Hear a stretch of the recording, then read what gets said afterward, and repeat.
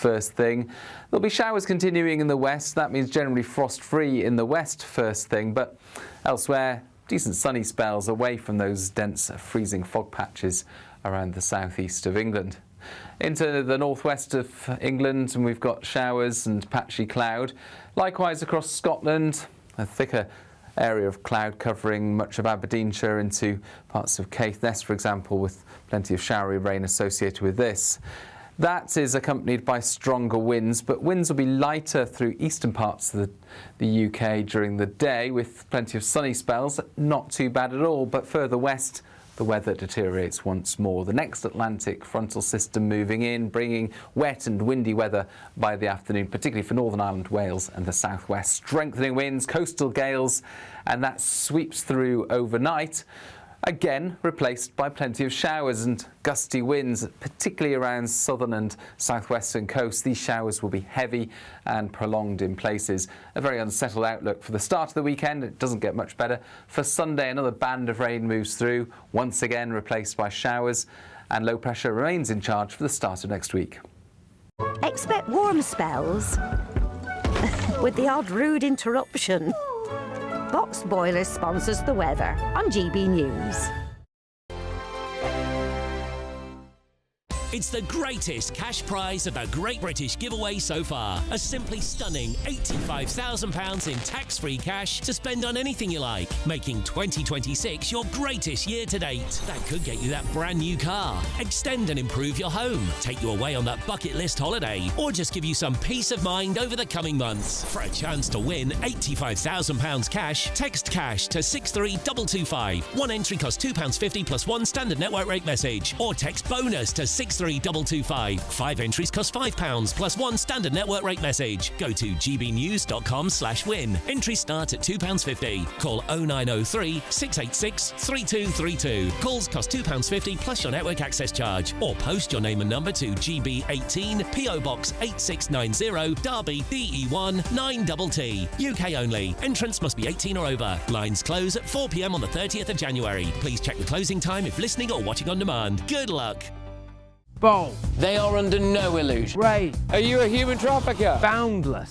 I've had enough of the nonsense, and I'm not afraid to say it. Don't get this on the BBC. Every weeknight, I tear through the headlines. The smell of gasoline. Should we be worried about it? From Westminster madness to cultural war chaos. What I'm going to do now is they are throwing things out the car as we speak. Get ready, Britain. Here we go. Patrick Christys tonight, weeknights from 9 p.m. only on GB News, Britain's news channel.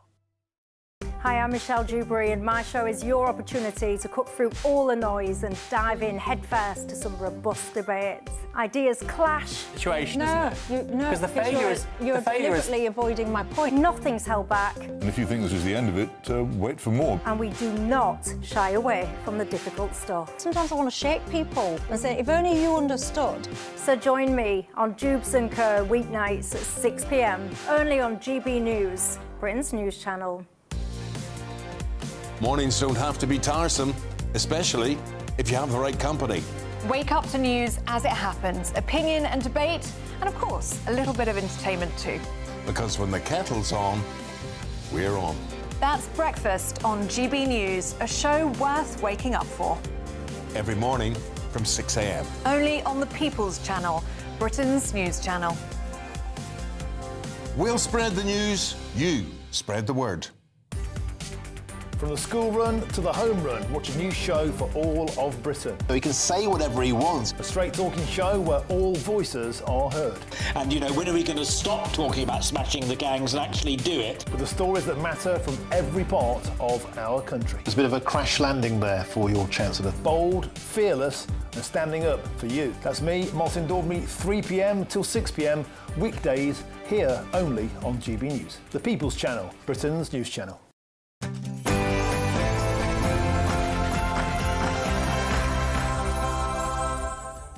Hello, good evening. It's me, Jacob Rees-Mogg, on State of the Nation tonight.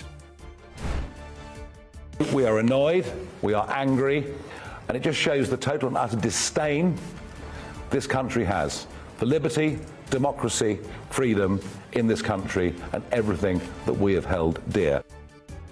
Labour is being accused of a dictatorial cancelling of democracy by Reform after it postponed several mayoral elections from 2026 until 2028. Nigel Farage has called it electoral fraud, but Labour says it is a pragmatic step. But what do the numbers say? Is Labour running scared of Reform? And do socialists simply hate democracy? Also tonight. You everything you need to know about her grip on the Treasury, and if she doesn't resign for breaking her promises, she should sure as hell go for this. Is Rachel Reeves passing the blame yet again? The Treasury has announced an inquiry into how the Treasury leaked much of the budget before the Chancellor's statement. But what if it's revealed to have been 10 Downing Street, or indeed the Treasury itself? Plus, George Orwell's 1984 warned at any moment telescreen might be watching.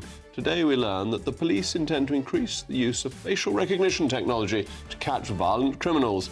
Is this a necessary means to protect the public, or is it a slippery slope to a surveillance state? Also, the answer, my friend, is blowing in the wind. The answer is blowing in the wind.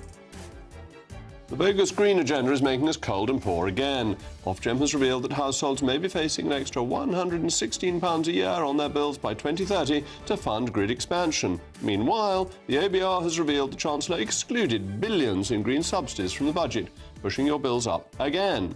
When will the government admit defeat on this failed ambition? The State of the Nation starts now.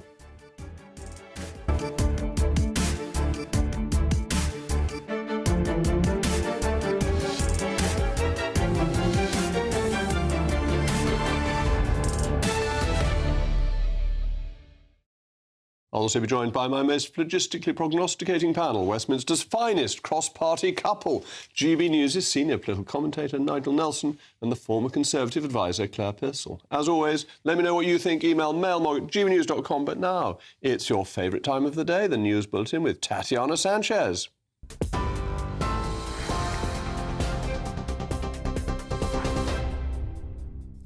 Jacob, thank you. The top stories. The Prime Minister says the public inquiry into the death of Dawn Sturgis is clear that the moral responsibility lies with President Putin and provides further evidence of the shocking and reckless hostile activity on UK soil. The report found the operation to poison double agent Sergei Skripal in Salisbury was authorised at the highest level. Russian military intelligence agents acted on direct instructions before recklessly discarding the perfume bottle that later killed Miss Sturgis. Investigators say her condition was unsurvivable after she unwittingly sprayed herself with the Novichok from the perfume bottle left by the Russian hit squad. Sir Keir Starmer says the inquiry shows the UK must remain vigilant to Russian threats. It's very important that we put in the most stringent sanctions on the GRU for the first time, but it also reinforces why we need to remain vigilant to the ever-present threat that is there from Putin and from Russia. That's not just in Ukraine. In this case, the report is clear. It's on our soil. And here I am at Lossiemouth, where we've been discussing with personnel the work that they are doing to keep us safe from Russian threats, particularly in our waters. The Conservatives are vowing to fight the government's decision to delay new mayoral elections every step of the way. The votes, originally due next May in Essex, Norfolk and Suffolk, Hampshire and the Solent, and Sussex and Brighton, have been pushed back to 2028. The government says local reorganisation isn't ready and the new regions must be set up properly to deliver the powers they've been promised. But opposition leader Kemi Badenoch calls it an attack on democracy, accusing Labour of stalling because it fears the result. This is yet another example of Labour not being ready for government. This reorganisation is taking too long. I've been a local government minister, and there have been situations where you needed to postpone a year. So we'll have an extra year just so that we can be ready. This is now out of control. They need to have these elections. They should not be denying people democracy. Nigel Farage says Reform UK would have won every mayoral election that Labour's delayed for 2 years. Then there is, of course, one very big reason why these elections should not go ahead, and there's no prizes for guessing, but it is an electoral calculus put out their figures just a couple of hours ago that Reform would have won all 4 of these contests and would have won them quite comfortably. And several countries have pulled out of next year's Eurovision Song Contest after Israel's participation was confirmed. Ireland, the Netherlands, Spain and Slovenia have announced they'll boycott the singing competition after the General Assembly in Geneva today to discuss the future of the competition. Irish national broadcaster RTE said it will not broadcast or take part in the song contest, describing its participation as unconscionable given the appalling loss of lives in Gaza. Campaign groups have welcomed the decision by the broadcaster to withdraw. In a statement, the EBU said members had shown clear support for reforms to reinforce trust and protect neutrality. Those are the latest headlines for now. It's over to Jacob. For all the latest from GB News whilst you're on the go, get the GB News app. Scan the QR code now to download or visit gbnews.com/app.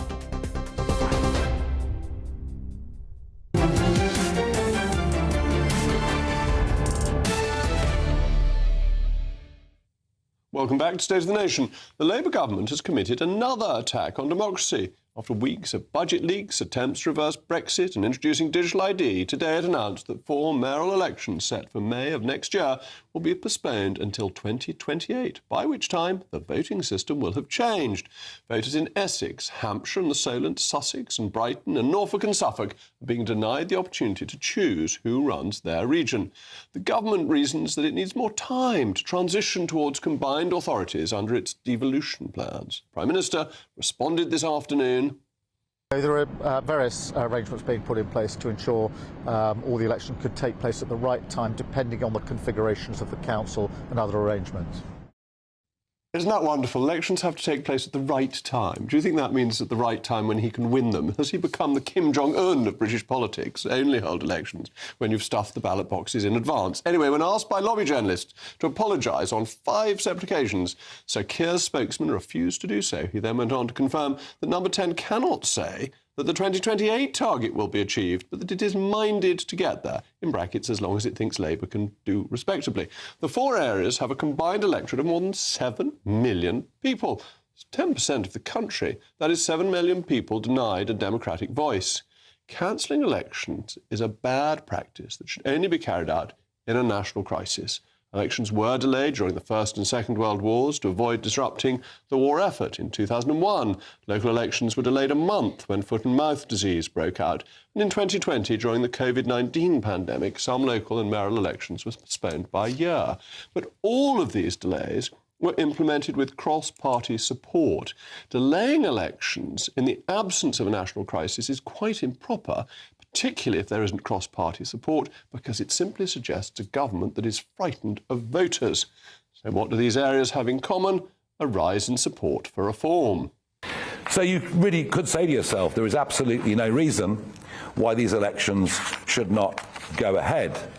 But then there is, of course, one very big reason. An electoral calculus put out their figures just a couple of hours ago that Reform would have won all 4 of these contests and would have won them quite comfortably. The government are basically committing electoral fraud upon the electorate, who had every opportunity to put Reform mayors in place. Nigel Farage is accusing the government of a politically motivated decision to cancel elections, and the numbers agree. Today, Electoral Calculus published its predictions for each area. In Essex, Labour is on 14% and Reform over double on 29%. In Hampshire, Reform is on 31%, again more than double Labour on 14%. Norfolk and Suffolk, 14% for Labour, 36% for Reform, and in Sussex and Brighton, 16% for Labour and 29% for Reform. The numbers show Reform victories and a Labour humiliation in all 4 of these areas. Labour is running scared of Reform. So it's not only the cancelling of the vote, but it's also using this extra 2 years to change the voting system from first past the post to a proportional system, which would make it harder for Reform, but is better for Labour's lefty friends, because, of course, it's frightened of suffering an electoral collapse. MPs don't want to accept that the support they won in these areas just a year and a half ago has vanished like the dew in the dawn. Ultimately, this is a strategy to protect the Prime Minister. A sinister strategy, so Labour MPs are not forced to realise quite how badly they're doing and how badly their leader is doing. When losses of this magnitude, as the data suggest, would happen, MPs have no choice but to question whether their party leader is up to the job. But there is a larger issue at play. Labour doesn't like democracy. Its motive for cancelling the elections is the same as that which drives the European reset. They want to give power back to the bureaucrats at the European Union, back to the supranational organisation that we not only voted to leave, but that we voted to have no power left over our way of life. Disdain for democracy is a fundamental characteristic of socialism. More government, less individual liberty. Removal of the means to voice dissent. These council elections are merely the latest example. As always, let me know what you think, mailmog@gbnews.com. But now I'm delighted to be joined by Her Worship, the Mayor of Greater Lincolnshire, Dame Andrea Jenkins. Your Worship, thank you for coming on. Is this all a stitch-up? Is this a stitch-up to do-over reform, or would you like to suspend elections so you could be mayor for 20 years? No, it's awful, isn't it? I mean, I agree with your monologue completely, Jacob. I mean, you and I remember when we was in Parliament, when Starmer was colluding with the Speaker at the time, trying to stop Brexit, and now he's trying to get to stop Brexit through the back door. This is the way Starmer operates. And, I mean, the lame excuses, actually, Jacob, of saying it's about local government reorganisation. I mean, I've been consulting with all the district councils here in Lincolnshire on local government reorganisation, and they are each ready with their proposals to submit to the government. So this is a lot of rubbish. You are so right in your monologue that this is about saving the Prime Minister's skin. Andrea, I want to ask you about this because it seems to me that if you're doing a major reform of local government and you're setting up local mayors, it's actually quite sensible to have the local mayors elected as you're doing the setting up, because they will represent the local community and will have ideas of how it should be done, and that therefore you're making the setup harder without them rather than easier. And completely, Jacob. And also, if you look at if my combined authority, for example, you have the county council equivalent. So you've got 3 of those who are constituent members who've got voting rights. You have the districts, which are classed as non-constituents, who haven't got voting rights. Andrea, sorry to interrupt. And it's not a big deal to change these around. Andrea, I don't know if you can hear me, but the audio is absolutely terrible. So I'm afraid I'm going to have to go to my most phlogistically prognosticating panel instead. So I'm sorry about that. But first of all, let me come to you, Nigel Nelson, before I come to Claire Pistol in a moment. Is there a defence that the government can make? Because 2 years seems a very long time. And its excuse that we're not ready is pretty weak, isn't it? Well, the excuse is incompetence, isn't it? Because the whole thing is that local government reorganisation has been a shambles. And what the government should have done is prepared for this properly. They should have these elections on time, no question about that. But given they didn't do any of those things, what it means is there any point in electing mayors who will have nothing to mayor? They've got to actually put everything in place, ready for them to actually operate. They can't do that for another 2 years. I get the point. I mean, I don't think it's ideal. I think that the government have got questions to answer. You mentioned number 10 briefing journalists today and refusing to apologise for it. Of course they should apologise for it. But isn't it quite useful to have the mayors in place to say that actually we think it should be structured like this, and in our local area this will work and that won't, rather than thinking it can all be done in a top-down way, that the elected mayor, even if the office hasn't been fully established, would have a very useful view on how it might work. Well, yes, but I mean, there's nothing to stop the candidates putting forward views in the meantime before those elections come up in 2 years' time. I just think that you actually need everything in place before you start trying to run local government. And if they're looking for an advisory role about what they'd like to see, each candidate can do that.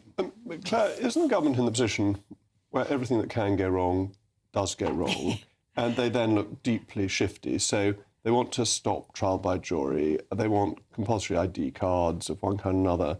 They are now cancelling elections. It makes them look a really authoritarian, anti-liberty government.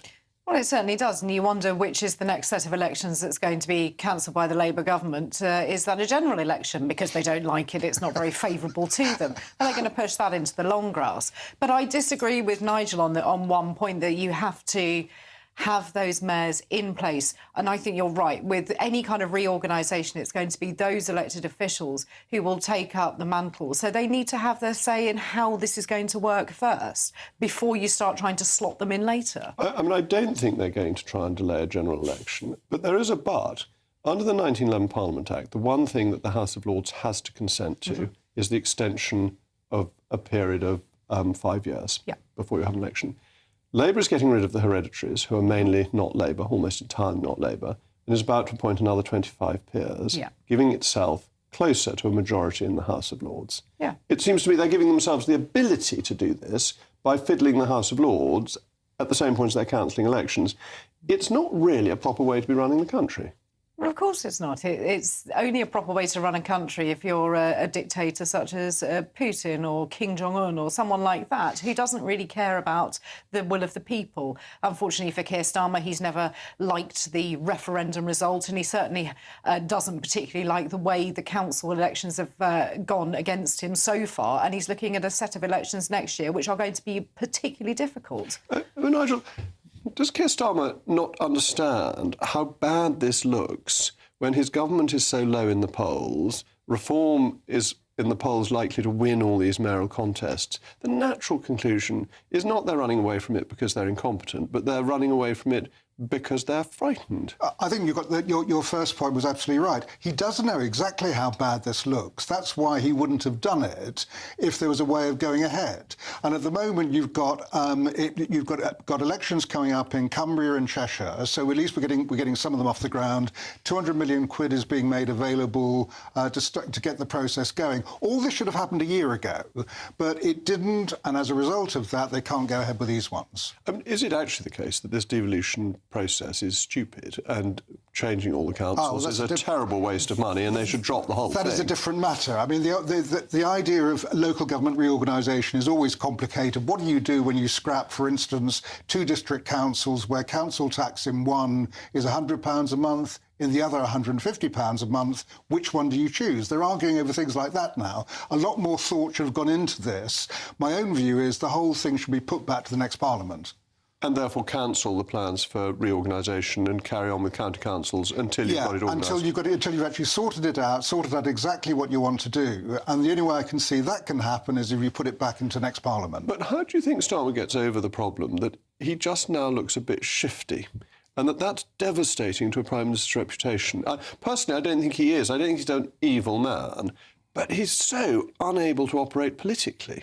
But I mean, this is my point about the fact that I don't think they would have done it. That's why I don't believe all this business about, we're frightened of reform would win all 4. It wasn't down to that. It was simply down to the fact they just couldn't get their act together. OK, do you think, Claire, to show that they're not shifty, they should give up on the idea of changing the voting system? Because to my mind, that is the most suspicious bit of it. You delay by 2 years. In that 2-year period, you're switching to a voting system that is more favourable to you. Exactly. And if you've got the Prime Minister saying that we're going to be open and transparent, but then you're going to change the voting system in a way that's going to favour you as a party, absolutely makes him look completely shifty. He doesn't get that you can't run a government by committee, which is what he's trying to do. And you can imagine sitting around a table and all these ideas being thrown in sound really great. Go to the electorate, not so much. Now, you should listen to the electorate more. Well, thank you very much to Nigel Nelson and to Claire Pearsall and to Dame Andrea Jenkins. And I'm sorry the audio wasn't very good. In a moment. It tells you everything you need to know about her grip on the Treasury, and if she doesn't resign for breaking her promises, she should sure as hell go for this. Yeah. The Treasury has announced an inquiry into how the Treasury leaked much of the budget before the Chancellor's statement. But what if it's revealed to have been 10 Downing Street, or 11 Downing Street, or indeed the Treasury itself?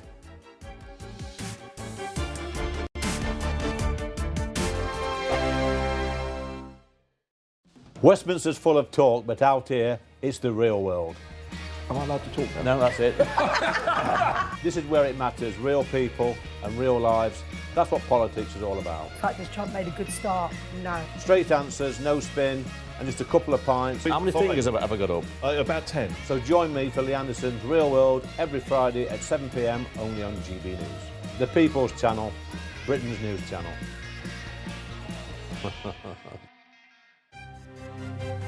GB News Breakfast, every day from 6 a.m.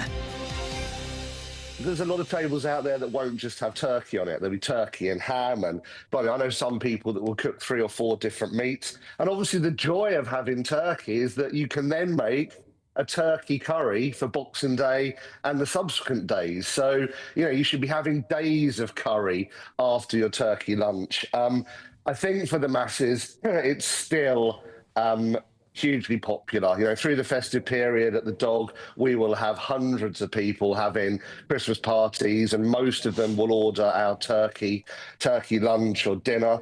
And then Christmas Day, we could sell it probably 3 or 4 times. The demand for people to go out for the traditional turkey roast is still massive. But hey, look, if you don't like a roast lunch, then why force yourself to have it on the, probably one of the most important meals of the day in terms of bringing family together. What about Sophie's point, Mark, about cost and spending £30, £40 on turkey? That is simply too expensive for lots of people.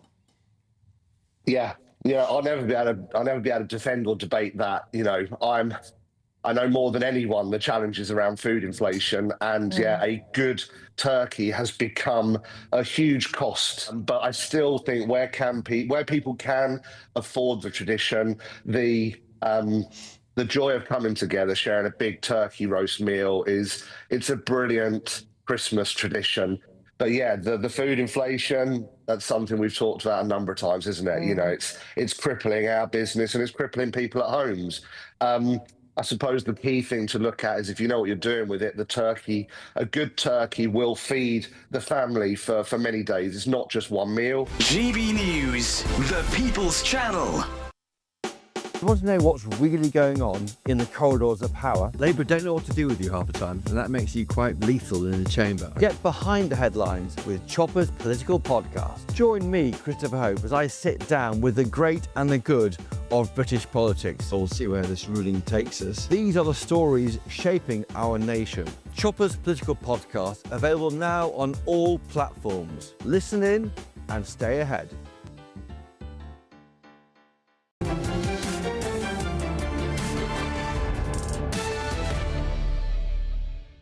Well, welcome back. I'm still Jacob Rees-Mogg, and we were discussing cancelled elections, and the mailmogs have come in. They haven't been censored. Georgia says the 7 million that are denied the vote should declare no taxation without representation. That would be bold. Mick says Starmer could be the biggest threat to democracy this country's ever seen. Cancelling elections, reducing trial by jury, plotting to impose digital ID cards, suppressing free speech, interfering in the justice system and bypassing debate whenever possible. He may be pathetic, but he's dangerous and anti-democratic, and he needs to be stopped. And Russell says, is it not possible for the House of Lords to intervene on this issue, especially as Labour does not currently hold a majority in the upper house? And in the break, we discussed this, and the thought of us all, in my esteemed panel, is that it is a negative SI, and to vote on a negative SI, it would need to be prayed against in the House of Commons, the government to schedule a vote, and then the Lords would vote on it too. But the government could just plough ahead, which it may well do under these circumstances. An inquiry is underway to investigate pre-budget leaks that caused economic uncertainty before the budget. The inquiry will be led by Senior Treasury Civil Servant James Bowler, with the Chancellor's backing. And who will be held accountable? Will Mr Bowler ask the Chancellor to hand over her own mobile telephone or those of her special advisers? Was it number 10, or could it be disgruntled civil servants in the Treasury who are leaky?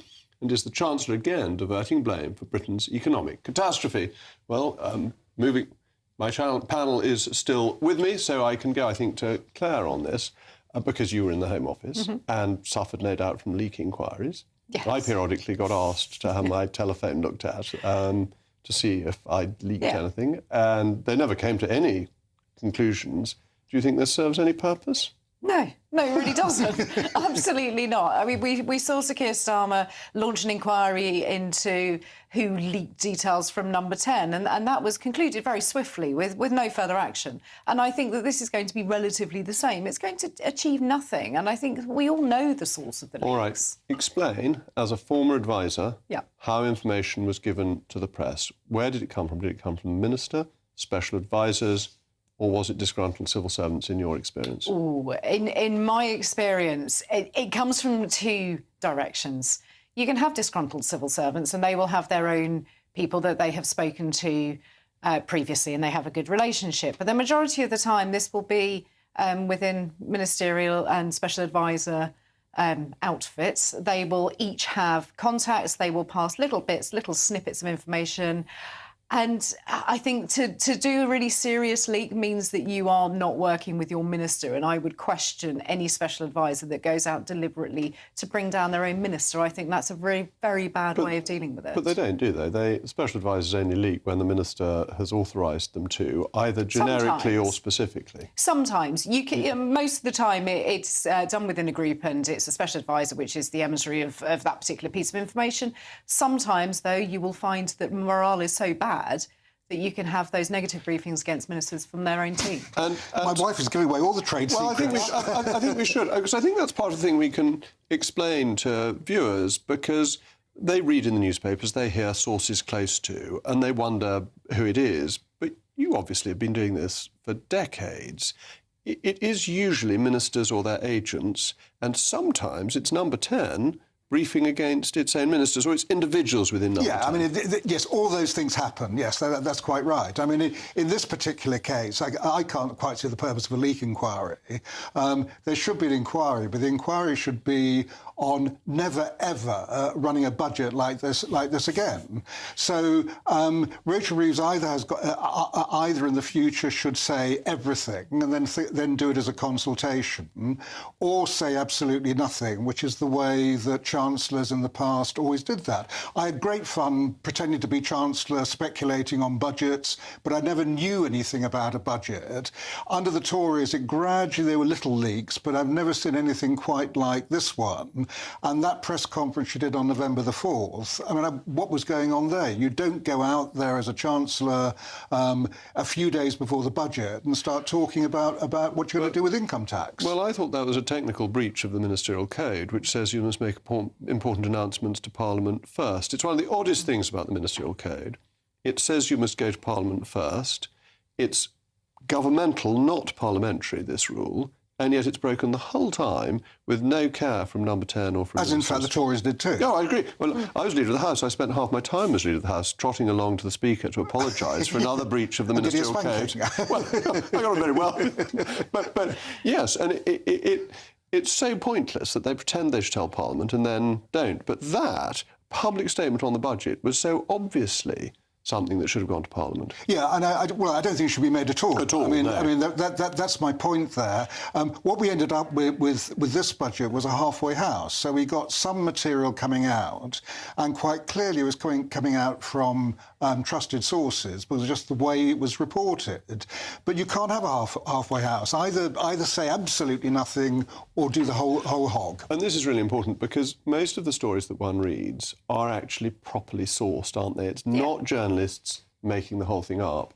It's departments flying kites to see what the reaction is. I mean, it's not unknown, but it's quite rare. Yeah, I mean, flag flying kite flying is one of those things that I think has been done over the years. It's not unusual for a government to want to get the temperature of the crowd, so to speak, and see which way the wind is blowing when it comes to these kind of ideas. And then they can have clean hands and say, we weren't going to do this.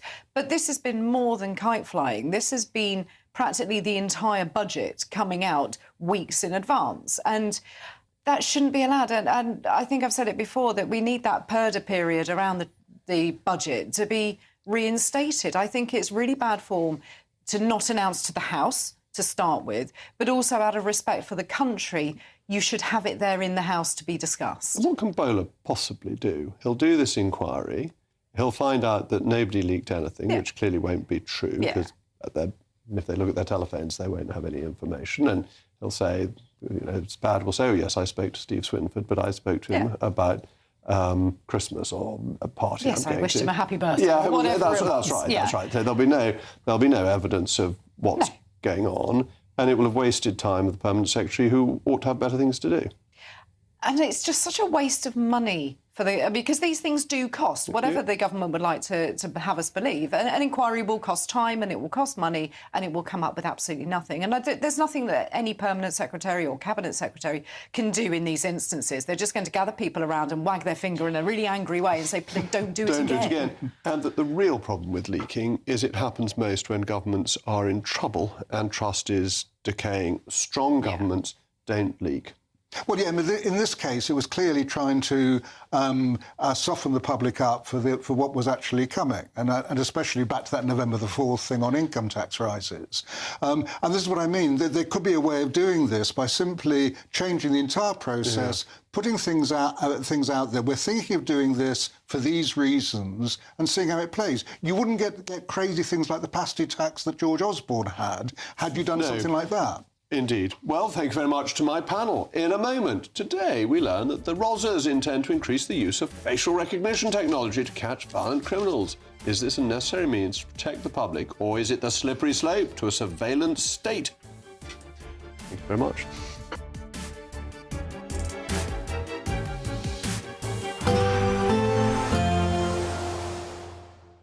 Dinner under the stars tonight? That reminds me of our travel insurance. You mean All Clear Skies? All Clear Travel Insurance sponsors GB News travel destinations forecast. Heavy rain and strong winds across the eastern end of the Mediterranean, bringing some pretty heavy downpours across parts of Greece in particular during Friday, but also southern parts of Turkey with those gusty winds. Showers again for southern Italy, particularly for Sardinia and Sicily. The east coast of Spain and the Balearics looking largely dry and fine on Friday. And plenty of sunshine across the Canaries. That will continue as we head through the weekend, and things should calm down in Greece during the weekend as well. All Clear Travel Insurance sponsors GB News travel destinations forecast. Hello again and welcome to the latest update from the Met Office for GB News. Rain clearing during the next 24 hours. Showers still remaining in some western areas, but clear spells for many. And under those clear skies, patches of frost and fog will form overnight. We're in a gap between weather systems. This weather front's turning up later in the day on Friday will bring some wet weather, and Thursday's wet weather is clearing into the far northeast of the UK, the rain turning more showery. That means in between, clear spells overnight, and under those clear skies with light winds in places, we will see some frost and fog, particularly through parts of the Midlands and southeast England. Those fog patches slow to clear through the morning on Friday, could be tricky on the roads first thing. There'll be showers continuing in the west. That means generally frost-free in the west first thing, but elsewhere, decent sunny spells away from those dense freezing fog patches around the southeast of England. Into the northwest of England, and we've got showers and patchy cloud. Likewise across Scotland, a thicker area of cloud covering much of Aberdeenshire into parts of Caithness, for example, with plenty of showery rain associated with this. That is accompanied by stronger winds, but winds will be lighter through eastern parts of the UK during the day with plenty of sunny spells. Not too bad at all, but further west, the weather deteriorates once more. The next Atlantic frontal system moving in, bringing wet and windy weather by the afternoon, particularly for Northern Ireland, Wales and the southwest. Strengthening winds, coastal gales, and that sweeps through overnight. Again, replaced by plenty of showers and gusty winds, particularly around southern and southwestern coasts. These showers will be heavy and prolonged in places. A very unsettled outlook for the start of the weekend. It doesn't get much better. For Sunday, another band of rain moves through, once again replaced by showers, and low pressure remains in charge for the start of next week. Decisions made in Washington aren't just shaping America, they're shaping Britain too. From migration to global security, from crime to health. Whatever happens in the White House today will be felt in your town or city tomorrow. That's why The Late Show is live from Washington, D.C. Cutting through the politics to show you what it all means for Britain. The Late Show live every night at midnight. Only on GB News, Britain's news channel. Hi, I'm Michelle Dewbs, and my show is your opportunity to cut through all the noise and dive in headfirst to some robust debates. Ideas clash. Situation, no, because the failure is you're deliberately avoiding my point. Nothing's held back. And if you think this is the end of it, wait for more. And we do not shy away from the difficult stuff. Sometimes I want to shake people and say, if only you understood. So join me on Dewbs and Co weeknights at 6 p.m. only on GB News, Britain's news channel.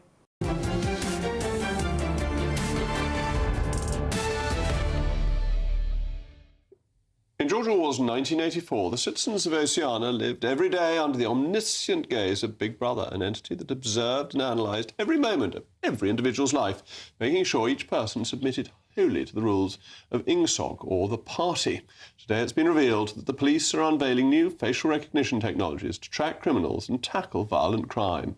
Civil liberties campaigners have fought back, arguing that it is an infringement on the rights of us all. Earlier today, the Prime Minister's spokesman said the initiative is the biggest breakthrough since DNA matching and reiterated their commitment to protecting privacy.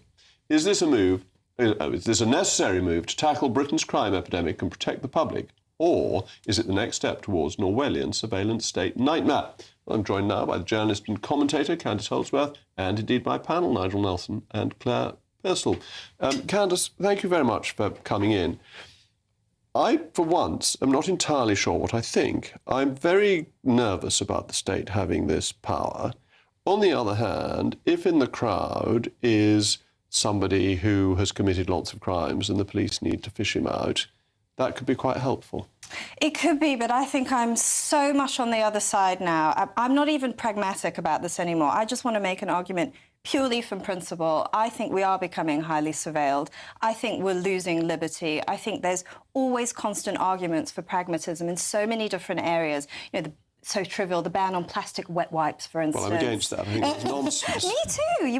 And plastic earbuds. Yes. And straws. I'm with Donald Trump on straws. Absolutely. Bring back plastic straws. You make the arguments, people on the other side, though, but they won't even consider freedom or liberty. They'll just think, no, let's do it. Let's just ban us. You know, you look at free speech, for instance. I think that there's just been such an assault on that. And now you've got younger generations who've never really known what it's like to speak freely. I mean, I notice the difference between myself and people who are 10 years older than me. They're used to living in a much more free society. And I just think bit by bit by bit, we're losing it. Look at the jury trials, for instance. You know, I've got 3 young children, 6 and under, and I just wonder, what sort of Britain are they going to grow up in? Are people going to talk about freedom and liberty anymore as an important thing? Well, I think it's absolutely important to defend jury trials and important to oppose digital ID, both of which are big infringements on our historic liberties, without any advantage, whereas surveillance could put bad people in prison.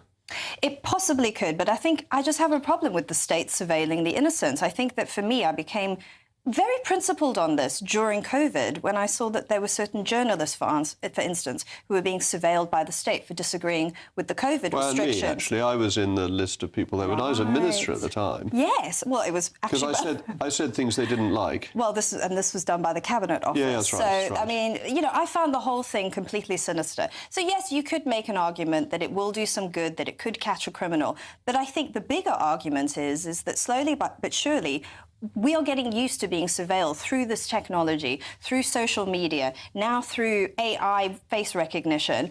And I just think it's wrong. And I think at some point we're not even going to be able to talk about liberty anymore. And I know that sounds like I'm exaggerating or I'm being hysterical, but I have noticed that younger people really don't talk about these things. They're not used to it. So theoretically in this country, you can go about the country with your lawful business without anybody knowing what you're doing or stopping you. But actually, with facial surveillance and with number plate surveillance, you can't move without the state knowing. It can track every single journey you take. Yes, exactly. I mean, what I'm saying is like I said at the beginning, I'm making an argument purely from principle. Purely from principle. This is, for me, the separation between the individual and the state. And I think we value that in this country. And we see this, as well as digital ID, as an erosion of that. We just feel it intuitively. Well, Nigel, in those few minutes, Candice has convinced me that this is a dangerous intrusion to our liberty. Well done, Candice. I mean, I do see the advantage of arresting a few people, but that isn't it to take the identity of everybody, tens of millions of people, to arrest a few people each year, disproportionate? Well, I think that probably it is concerning, but it depends if the practical side of it, rather than the principle side that Candice was talking about, is actually worth doing. So missing children can be found this way. You can check up on vulnerable adults. So it's not just catching criminals. And the point really is, how would you stop something like this happening? If you walk through London now, you will be filmed by a CCTV camera up to between 70 and 300 times. So on the basis of that, is this going hugely further? But this is a choice, isn't it? I believe, though we might have to recheck this, that street lighting is a more effective way of reducing crime than CCTV cameras. That people see what's going on, they're less likely to commit a crime. but we have gone for CCTV cameras in a way no other country beyond communist China has. And I just wonder whether this is taking things an unnecessary step further, and we should in fact be rolling it back and have fewer surveillance cameras. Well, I mean, the one thing that these proposals contain is there would be a new regulatory body to make sure that I know you're going to object to another quango, but a regulatory body to make sure that this is done properly. OK, but Claire, I don't trust these regulatory bodies. The Information Commissioner came out recently saying we shouldn't know the criminal records of ministers. I mean, they're part of the blob. They're not on the side of freedom, liberty and goodness. No, and I think that we run the risk of overcomplicating a system. I don't think we need another regulator. I think that we do need to understand, though, where the data is going to be held, what it's going to be used for, which databases are going to be accessed and by whom and for how long. So if the image of you walking down the street, how long are they holding that image? Is it going to be nanoseconds? Is it going to be days, weeks, months, years? And is it going to be proportionate? Because if there's an argument for catching a murderer, OK, that's one thing, or rescuing an abducted child, that's one thing. But just think back to COVID. If this could have been used to stop people who were staying outside by an hour and 1 minute, and once governments have power, they tend to use it. But I think all of us on this panel would think that that would have been completely disproportionate. And therefore, actually, it's impossible to regulate. When you have to think, not what will you use it for in ordinary time, but what will you use it for when the system's under pressure? And that's where I think that Candice is so right to go from first principles, because that's the point at which suddenly the government can do remarkable things. And COVID showed us that the government will do remarkable things that it never occurred to us a government, particularly Conservative government, would do. Isn't that better democracy, though? That the whole point there is that because of all these things, that we have to actually have some trust in the people who lead us not to misuse it. But we have less trust because they cancel elections. I'm sorry to be circular, but Candice, let me give you the final words as we come to our last minute, that it does potentially make a very overbearing state. How do we stop it now it's there? That's the thing. I mean, you know, you look at the College of Policing, for instance, and they came out with the non-crime hate incidents, which the police were using. They were ordered by the courts to stop doing it, stop using the non-crime hate incidents. This is unlawful. But they carried on, because they had that power and they were used to doing it and they liked doing it. So once you give them that power, it is very, very hard to take it away. I think there's a lot of people at the moment talking about this. We are aware of it. We are addressing it. I think that the light of liberty is not out yet. It might have been dim, but it's not out yet. We must keep campaigning. Thank you very much, Candice, and to my panel. Now, I bring you some special news. I bring you tidings of great joy. Unto us a child is born, unto us a son is given. This Christmas, we are putting on a special event for our viewers. On Saturday, the 13th of December, you're invited to join us for our Carols by Candlelight concert. I'm going to be there, and I think my daughter Mary may be joining me. So, for your chance to be with us, you can apply for tickets by scanning the QR code, if you know how to do that, on screen right now. Or, this is easier, you can go to gbnews.com/carols. The concert will be broadcast on Christmas Eve, and it'll make King's College, Cambridge, look like I don't know what, an old broken CD. Anyway, thank you very much again to my panel. So my friend is blowing in the wind. The answer is blowing in the wind. Well, wasn't that tuneful? That won't be at our Carol concert, I can assure you. The bogus green agenda is making us cold and poor again. Ofgem has revealed that households may be facing an extra £160 a year on their bills by 2030 to fund grid expansion. When will this government admit defeat on this failed ambition?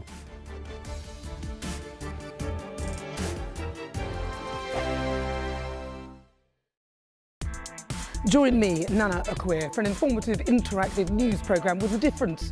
It's fun. No, he didn't say that, Dave. I'm so surprised. I think there's an element of truth to that. Join me from 3 p.m. every weekend, only on GB News, Britain's news channel. Mornings don't have to be tiresome, especially if you have the right company. Wake up to news as it happens, opinion and debate, and of course, a little bit of entertainment too. Because when the kettle's on, we're on. That's Breakfast on GB News, a show worth waking up for. Every morning from 6 a.m. Only on the People's Channel, Britain's news channel. We'll spread the news, you spread the word.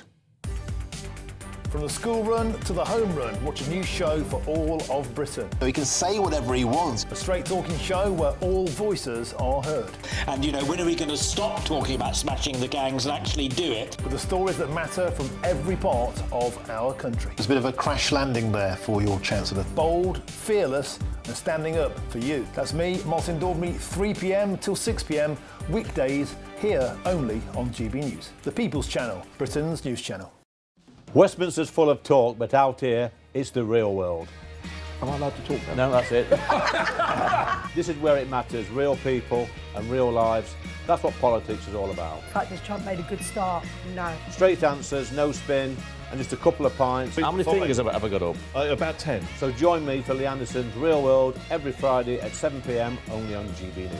The People's Channel, Britain's news channel.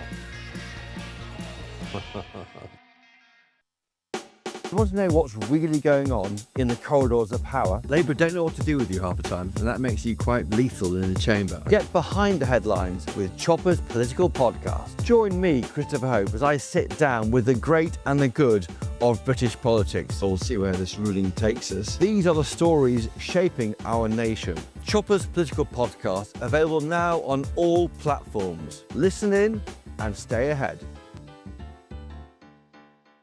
Britain deserves a newsroom that puts the facts and your voice first. Well, and that's what you get on GB News. Lively debates, lively conversation. And we're not afraid to hold power to account. And each other. So join me, Andrew Pierce. And me, Miriam Cates, for Britain's Newsroom, weekdays from 9:30 on GB News. At GB News, we love to hear from you, our loyal community. So drop us a line at gbnews.com/yoursay. There, you can talk to each other and also to the presenters live on air.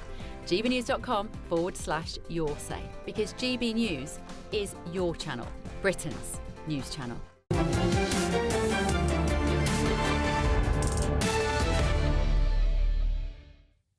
Ed Miliband is again making it cold and poor thanks to the government's plans to expand Britain's power grid.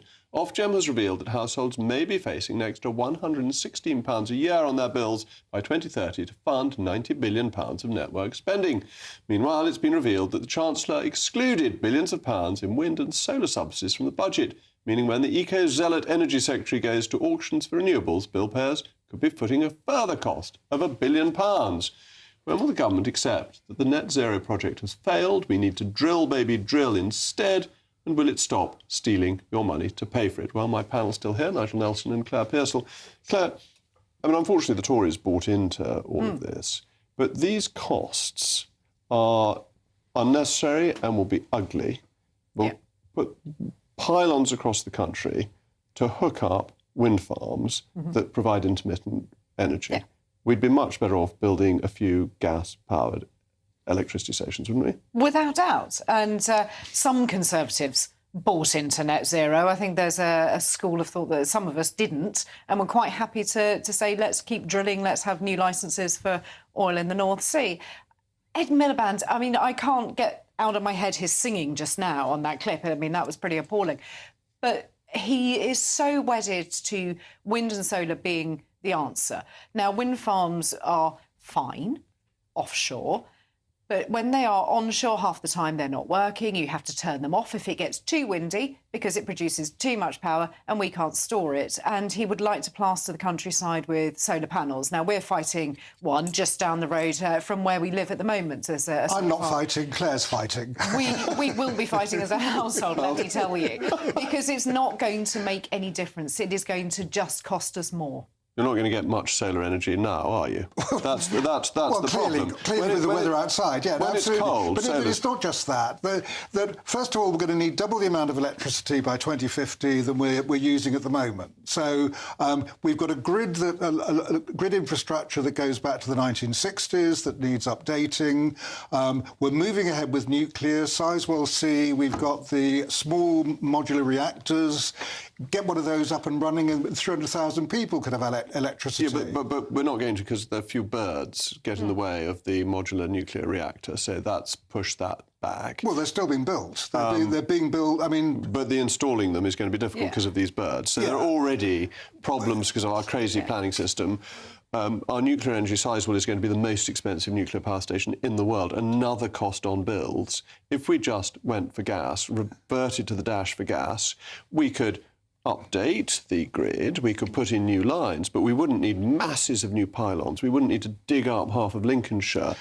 We wouldn't need to be taking power down from Scotland to England. Well, I think that I'm not going to convince the two of you. I can see, but we're treating this whole net zero thing in the same way that we treated an ageing population 50 years ago. We knew the effect it was going to have on pensions, and no one did anything about it till it was too late. The danger about net zero is we'll keep pushing the targets back and back and back, and then it'll become too late. But that's not actually true about pensions, is it? Margaret Thatcher switched to uprating in line with inflation rather than wages, which saved billions of pounds, and Peter Lilly put the retirement age up for women. So it began a long process. Actually, there was quite a lot of foresight on this. But what they could have done is actually put it up much more gradually, by a month-by-month basis, if they'd started much earlier. But nobody wanted to do it because they would lose votes on it. Industry wouldn't actually play ball either. And hence we ended up with a crisis about 10 years ago. But it seems to me, if you look at our economic performance since 2000, we were 90% of US GDP then, we're now 60%. What is the one big difference? The US has cheap energy still, Absolutely. And we don't. No, that's right. And that Europe has gone down this ridiculous route of making us fundamentally uncompetitive. And the only answer is to change that, not to put more costs onto consumers. Well, absolutely. If you want businesses to come and invest in the United Kingdom, then electricity costs and gas costs are one of the biggest barriers. If you want AI to come up and be a technology that we all use and rely upon, then those big data centres need to be built, and they need an awful lot of power, they need an awful lot of water. So we've got some real problems in this country. But, most people, the basic thing that they want is to be able to heat their homes, keep the lights on. And at the moment, bills are so astronomically high, and the UK is doing absolutely nothing. But this will make them come down. No, it won't. It won't make them come down in the slightest. But wait a minute, we've got to invest now. The trouble about it is that the 28 billion, we do have to invest now to be able to do this for the future. And the problem is people don't want to spend the money now with the hope of saving it later, especially if we're talking 2050. Do you not think that the consumer is being hit enough with all of these green levies? They're going to see absolutely no benefit. So all of these solar farms that are going across the country are not powering local homes. What they're doing is selling that electricity to countries normally in France or Germany. So it isn't benefiting the UK. It's not benefiting those residents. But it's absolute nonsense. The problem is that it is going to cost money now. The whole point is it will save money in the future, plus the fact that green is the direction of travel to go to. That's why we've got to do it. But yes, there is a cost at the moment, and I know people don't like it.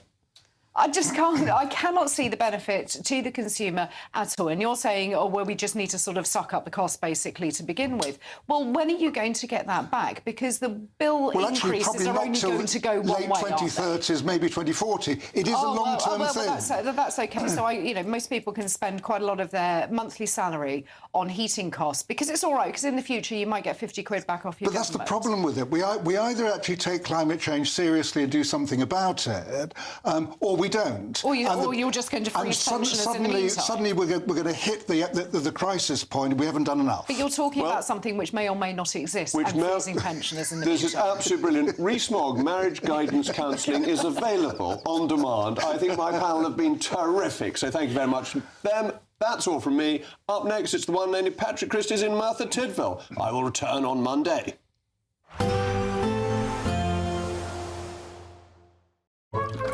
Warm and cosy, with a chance of zero visibility. Boxed Boilers sponsors the weather on GB News. Hello again and welcome to the latest update from the Met Office for GB News. Rain clearing during the next 24 hours. Showers still remaining in some western areas, but clear spells for many. And under those clear skies, patches of frost and fog will form overnight. We're in a gap between weather systems. This weather front turning up later in the day on Friday will bring some wet weather, and Thursday's wet weather is clearing into the far northeast of the UK, the rain turning more showery. That means in between, clear spells overnight, and under those clear skies with light winds in places, we will see some frost and fog, particularly through parts of the Midlands and southeast England. Those fog patches slow to clear through the morning on Friday, could be tricky on the roads. First thing. There'll be showers continuing in the west. That means generally frost-free in the west first thing, but elsewhere decent sunny spells away from those dense freezing fog patches around the southeast of England. Into the northwest of